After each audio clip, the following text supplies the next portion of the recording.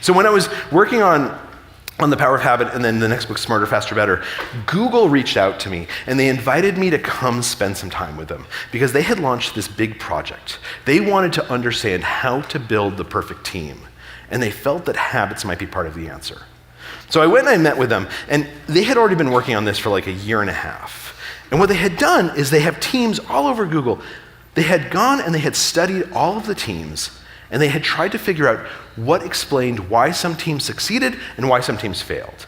And they had collected literally millions of pieces of data. And their first hypothesis was the best teams are the teams where you have the right cast of characters, right? So for some teams, you need introverts and extroverts together. And for other teams, you might just need introverts or just need extroverts. Or maybe the best teams are the ones where everyone's friends away from the conference room. And so that way, when they all get together, they all know each other, there's no tensions. Or maybe it's the opposite. Maybe you want people who are strangers, so there's none of that interpersonal drama that might emerge. They look at it all. They spend a year and a half and $7 million tracking all of their teams. And then they look at their data and they discover they don't know anything.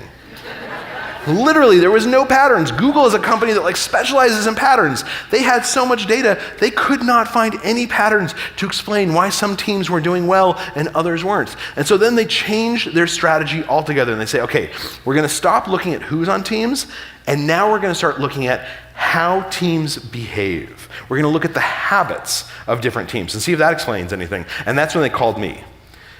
And what they found was that the habits mattered much, much more than anything else. That it did not matter who was on that team, but rather it mattered how that team treated each other.